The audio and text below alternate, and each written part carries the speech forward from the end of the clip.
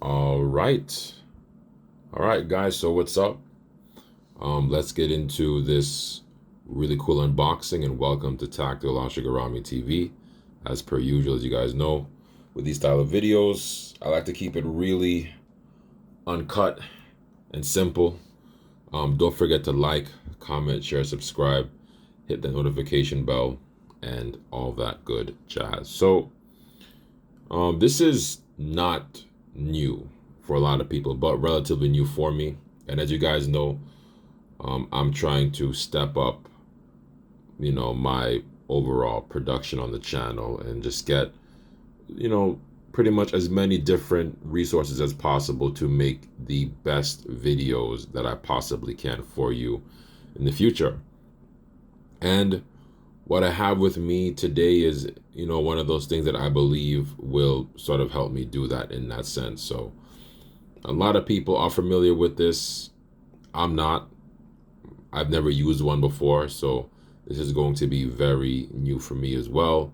And it's something that I'm going to really look forward to getting into anyway.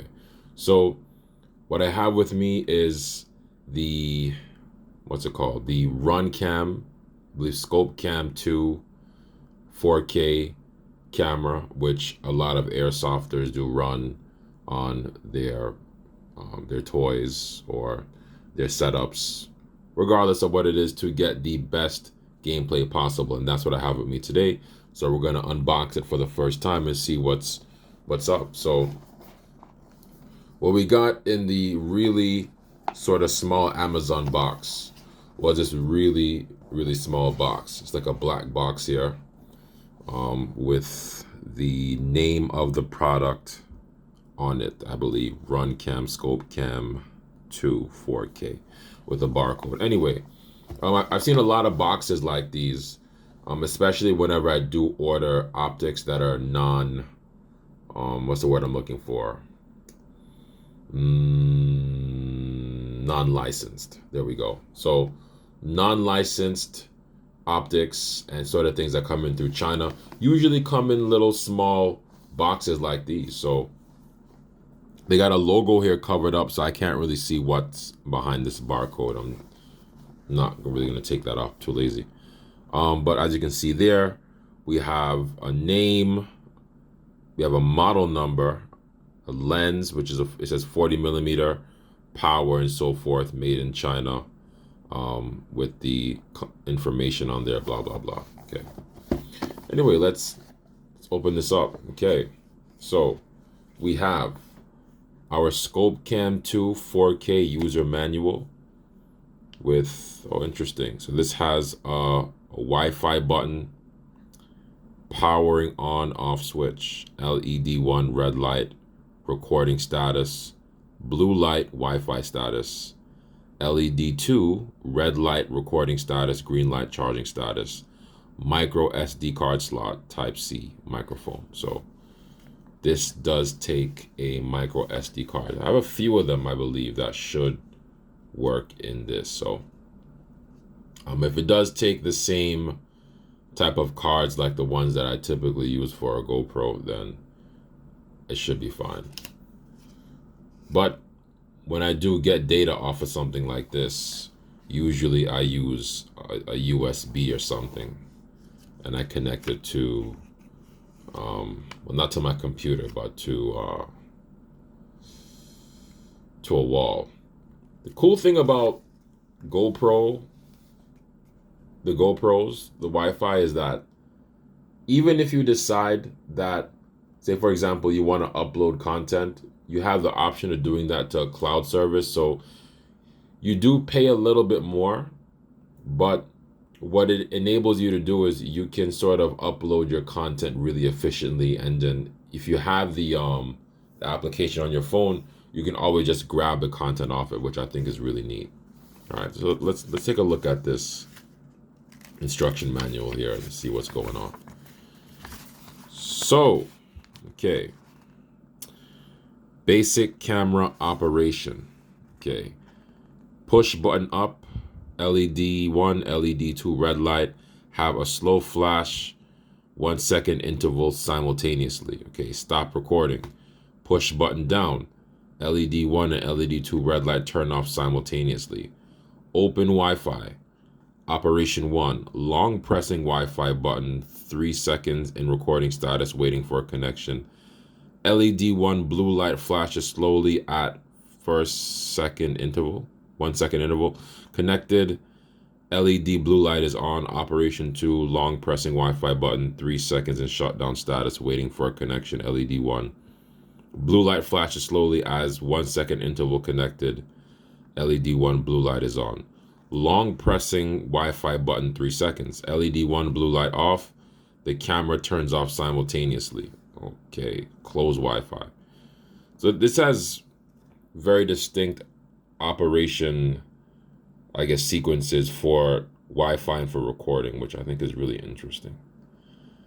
Not that I don't know if I would have Wi-Fi if I'm recording or not. For shutdown, long pressing Wi-Fi button 8 seconds. Abnormal status, no SD card or SD card abnormality. LED 1 and LED 2 have a quick flash simultaneously. LED 1 and LED 2. Those are red lights. Interesting. U-disc mode, webcam. So this is all very new to me. I don't know anything about this at all, period. This is my very first time ever like getting a ScopeCam. So this is like kind of like an early sort of birthday gift to myself. So you know, if we can get to run something like this and get good at it, this feels very rugged. Wow, this feels rough. Like this feels like a piece of like tactical equipment. This feels really, really rugged. I mean, there's no way you're going to be able to feel this through the camera right now as I'm showing it to you, but like just by holding it in my hands right now, it feels so heavy and there's so much weight on it. It feels like I could drop this from like a 2-story building and it might still run. Not that I would try that though, but still. Okay. So we have an SD card slot here. This seems very simple. And there's a port right here. Okay. I guess this twisting thing right here, this is for locking it onto some type of a Picatinny rail. So you can mount something like this probably on the top of your setup. If you have something that's Picatinny, you can put this on a quad rail or something, or M-lock if you have the adapter. Or you can probably put it on the rail of your Tokyo Marui toys, like the high cap or something, whatever the case is. Let's see if anything else is in the box. Okay, and perfect. We have a small cable here. So I'm assuming this is for a computer connection, a USB computer connection. So if you're uploading to a computer, maybe, more than likely you can do it that way. And this is, what is this? I don't know what this is. It's interesting. I feel a pressure, some type of like a button pad behind this. So this could be for, I don't know. I have no idea what it's for. I'm not even going to pretend to know what it's for, guys. But you open the box, you get 2 cables. This is like a pressure pad cable. I'm assuming that this is for some form of operation of activation or something for the camera. And then you have this one, which more than likely is for a USB connection for a computer or for charging and things like that. So far, so good. It seems straightforward. We'll see how straightforward it actually is. U-disc mode. Connecting to PC via Type-C to USB, the camera will enter into U-disc mode automatically. Recording indicator red light is on. Webcam PCPAM UVC mode. Short pressing Wi-Fi button to switch to webcam PCCAM UVC mode in U-disc mode. Then short pressing Wi-Fi button Can switch back and forth into UDisc or webcam mode. App. Is there an app for this? It would make sense if there's an app for this, right? So it says it right here. Search Run Cam app on Google Play App Store. Download it on our website. So it's most likely runs off of an application. I don't know if there's some type of subscription service in order to use the camera effectively. So it would make sense. I know that GoPro, essentially, they have something similar, but the Quick app, in my opinion, is not as good as it could be, even though I do rely on it heavily for making videos, probably more than I should. I need to use another editor. But yeah, if there's a subscription service, it would make a lot of sense, because to be honest with you, it's like for things like these, it's so much easier to upload your data to some type of user interface where you can just kind of access it, pull it off, clip it, and actually utilize the data and the content. So if that is the situation, then that would be very useful and it would make a lot of sense. So that's something that's interesting to me. Okay, so it says here, app, long press Wi-Fi button, 3 seconds, LED 1 blue light flashes, Wi-Fi is started and waiting for connection. So this is, I guess, the connection from the Wi-Fi to the application that you do have to download for RunCam. Find the SSID connection of the ScopeCam 2 in the wireless network of the mobile phone and enter the password. After successful connection, firmware update and Wi-Fi indicator blue light is constantly on. Default. Okay, I don't know if I should be showing you this on YouTube, but there's a password there. All right, that's cool. It is what it is.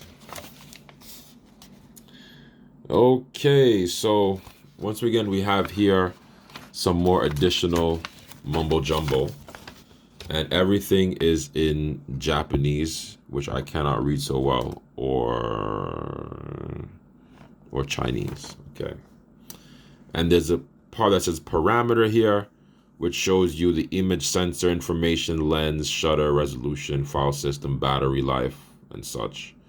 USB interface, waterproof, vibration monitor, mount Picatinny, the weight, the dimensions, and I guess all the important information, right, that you need to know. Some of it is just the same information that's in different languages. Charging, okay, here we go. Charging, Type-C only supports DC 5-volt power supply. Please use conventional phone charger or power bank. Green light will turn on during charging. While it will turn off when it is fully charged, it takes about 2 hours to get fully charged. Low battery reminder. When the battery is lower than 8%, the camera vibrates 4 times continuously, 30 seconds, each vibration. Hopefully I'm reading it as quick as I need to. Not really as quick, but you can, kind of understand what I'm reading, and you can get what's being conveyed here. Micro SD card. Capacity up to 120 gigabytes, high-speed SD card. Yeah, so basically, from what I understand, these are the same type of SD cards that you would find in a GoPro, and that's what you got to run in this. So it'll take me, some time to figure out, how to set this up and everything like that and what I need to do. But, once it's running and I have everything running, guys, just be on the lookout for some gameplays in the future where you can see some ScopeCam action in some of those gameplays. If I can, get those clips and figure out how to use the editing tools correctly, where I can, just get the clips and then, more than likely get them on a different editor or whatever I need to do, that will be very important and will make, I think, a big difference for the production quality for my videos. So that's it, guys. We got the ScopeCam 2 in 4K. Honestly, just by looking at it, it feels like a very rugged piece of kit. Wow. It's a button. Okay. I don't know. It just vibrated just now, so I touched it. It's vibrating. So it might be on. I should really reread that manual more. But yeah, it feels very rugged. Got a button on here. It feels very rugged. It feels durable, which is good. So I can confidently say that this is something that, I can put on, my gear, and I'm confident that it will hold up, for as long as I needed to in order to get the best content possible for you guys. If you have any questions, about anything at all whatsoever, feel free to, jump in the comment section. Like if you have any questions about costs or anything like that, just jump in the comment section. As you guys know, like there's so much videos, right? There's so many videos I want to put out, but I can't post links anymore on YouTube. It's like I literally, like that alone, literally almost like ethered my channel. I can't do that at all anymore. Period. So if you have any questions or you want to know anything about like costs or stuff like that, or or like where did you order it, whatever the case is, just jump in the comments section, and I will try my best to accommodate you in the comments section for sure. But I'm not posting links to anything in the description for anything ever again. So whenever I do an unboxing, there will be no links. There also will be once again, there will be no customization videos on this channel. I will no longer make those videos. Those videos are extremely dangerous to make for me because once that content is deemed harmful, that's it. And it can cause a severe amount of problems. So just to kind of have that out there, just to kind of put that out there, I mean, that is something that I just cannot do. However, I am open to the possibility of doing something like that for Patreon. So if you guys want to see this kind of content where I can kind of go more into detail, where in terms of breaking things down, yeah, go over there and check that out. I will be putting up some more members only content on this page too, on Tactical Shigarami TV. So be on the lookout for that too if you're interested in that. There will be more members only content and gameplays and such, and as time goes by, we'll decide on what we want to do in terms of content for that. So just keep it locked and stay tuned. Anyway, yeah, that's it for the ScopeCam 2. This feels really, really solid, guys. Like every single time I put this in my hands, like it feels like I'm holding like an optic, one of those really rugged waterproof optics, or like some type of really rugged tactical light. It doesn't feel like a camera. It feels like a very like rugged, realistic piece of kit that is just super durable. So as far as the construction is concerned, it feels very solid. I was very skeptical about it before, but after having it in my hands, I can definitely say, yeah, this is amazing. Definitely something I'm looking forward to running, especially for like those outdoor field gameplays. So recently we went out to a few, and we will be going to some more outdoor fields as well. And it's very different when you're going outdoors, right? When you're playing, because especially when you're doing those long range engagements,